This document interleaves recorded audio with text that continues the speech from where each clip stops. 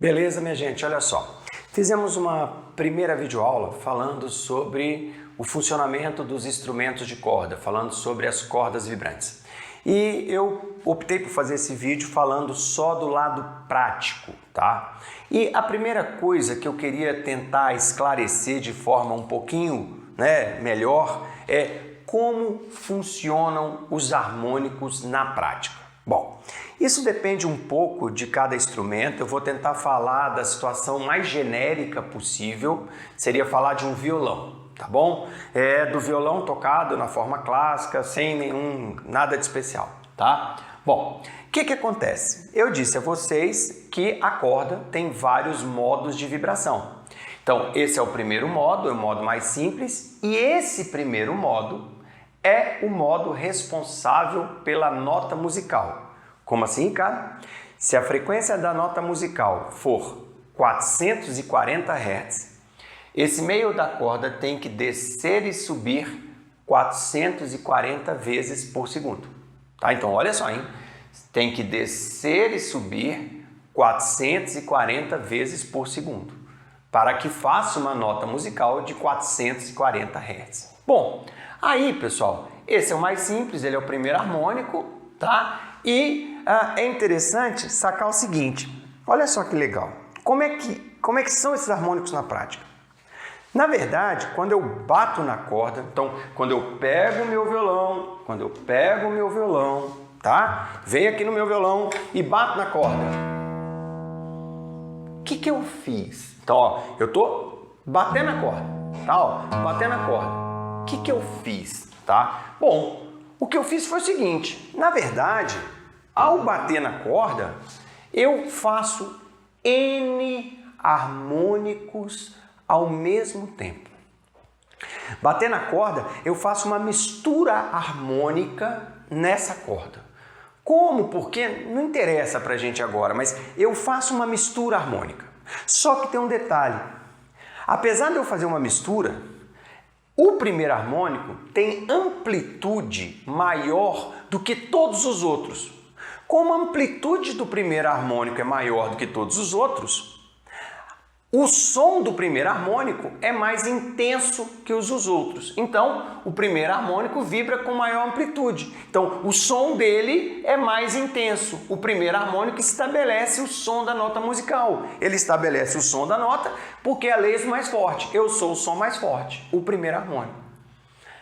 Bom, aí você fala assim, mas professor, se o primeiro harmônico estabelece o som da nota musical, para que vão servir os outros? Então, primeiro, existe o segundo harmônico, só que a amplitude, aqui eu desenhei eles com amplitudes iguais, mas na prática a amplitude do segundo harmônico é menor que a amplitude do primeiro. A amplitude do terceiro harmônico é menor que a amplitude do segundo. A amplitude do harmônico seguinte é sempre menor do que a amplitude do harmônico anterior. Então, como a amplitude dos harmônicos vai diminuindo, o som do quarto harmônico talvez seja tão fraco que você nem consiga ouvi-lo. Ele está ali, ele está misturado aos demais harmônicos, beleza? Só que você nem consegue ouvi-lo. Então, meninos, olha só que interessante. Os demais harmônicos possuem amplitudes menores que a do primeiro. E juntos ele forma o que nós chamamos de timbre. Eles juntos formam o que nós chamamos de timbre. Então, olha só que interessante. O primeiro harmônico é responsável pela nota musical. E os demais harmônicos se juntam ao primeiro para fazer que o som do violão seja diferente do som do piano. Para fazer com que o som de um violão de boa qualidade seja diferente do som de um violão de má qualidade. Pensando numa hipótese assim, se eu conseguisse separar e gravar só o primeiro harmônico, do violão bom, e se eu conseguisse gravar só o primeiro harmônico do violão vagabundo, a priori os sons seriam iguais.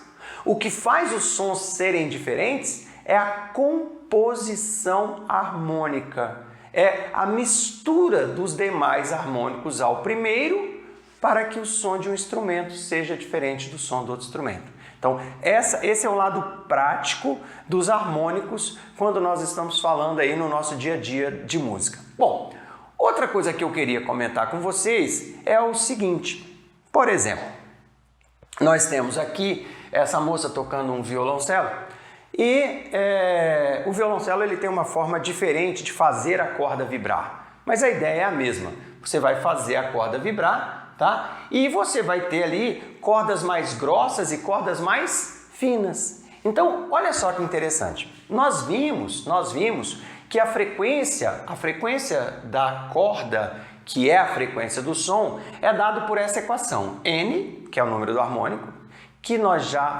falamos que enquanto for nota musical, esse N é 1, porque a nota musical é o primeiro harmônico, tá bem? V na corda é a velocidade da onda na corda e L é o comprimento da corda, é a distância entre os pontos fixos da corda. Aí, pessoal, olha só que interessante. A velocidade na corda é a raiz quadrada da tração sobre o Mi, tá? Então, a velocidade da onda na corda é a raiz quadrada da tração sobre o Mi. O Mi é a diferença entre a corda grossa e a corda fina.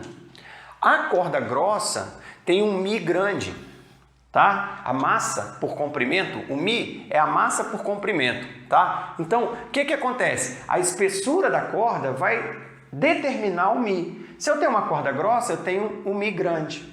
Se eu tenho uma corda fina, eu tenho um Mi pequeno. Para cada Mi diferente, uma velocidade diferente, uma frequência diferente, tá? A afinação do violão é feita pela tração. Existe aquelas tarraxas, né? Se a gente pegar aqui, ó, de novo, se eu pegar aqui meu violão, aqui, ó, existem as tarraxas que você enrosca ou desenrosca para você mudar a afinação do seu violão. Tá bem? Quando você está enroscando, você está fazendo a corda ficar mais esticada. Quando você está desenroscando, você está fazendo a corda ficar menos esticada. Mais esticada, maior tração, mais velocidade, maior frequência. É óbvio que quando você instala uma corda, que você começa a tocar, a corda pode frouxar um pouquinho. Aí você tem que esticar de novo para voltar para a afinação original, tá bem? Voltar à afinação é voltar a fazer a frequência certa, para aquela multiplicidade de frequência dar certo para a música ficar agradável, tá bem? Bom, prender a corda com o dedo, isso é muito legal, né? Se eu chego para você e falo assim, ó, tá aqui meu violão, certo? Aí eu toquei a corda solta. Beleza? Se eu vier aqui e fizer isto, e fizer de novo a vibração, o som mudou, a frequência mudou. Por quê, Ricardo? Então, aqui é esse som, ó. Se eu vier aqui e prender a corda, o som mudou. Beleza? O que eu estou fazendo, na verdade? Na verdade, quando a corda está solta, o comprimento é daqui até aqui. Quando eu boto o dedo e prendo a corda, o comprimento passa a ser do meu dedo até aqui. Essa parte vibra e esta parte não vibra. Então, olha que interessante, pessoal. Colocar o dedo aqui e travar é fazer a corda ficar menor.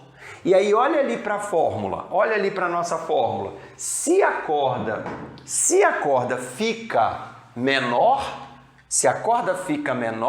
minha frequência fica maior, tá? Então, pessoal, quando eu vou travando ali, eu estou buscando notas musicais com frequências diferentes. Cada ponto que eu aperto, eu diminuo a corda, aumento a frequência. Diminuo a corda, aumento a frequência. Diminuo a corda, aumento a frequência. Tá bem? Então, de fato, se você pegar aqui, ó, vamos pegar aqui na corda mais fina. A corda mais fina já é o som mais agudo.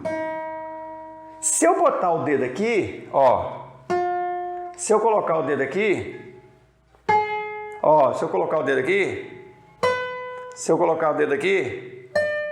o som está ficando cada vez mais fino, o som está ficando cada vez mais agudo, corda ficando menor, frequência do som ficando maior. E é assim que a coisa funciona, Tá bem? Bom, então esses são os esclarecimentos a respeito de um violão, ou de um violoncelo, ou de um violino.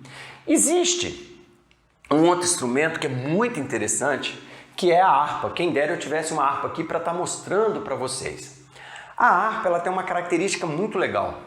As cordas são todas iguais em espessura. Não é igual ao violão, que tem corda grossa e corda fina. Então, as cordas têm espessura igual, toda corda tem a mesma espessura. Então, olha só que interessante. Se as cordas têm a mesma espessura, a velocidade é praticamente a mesma.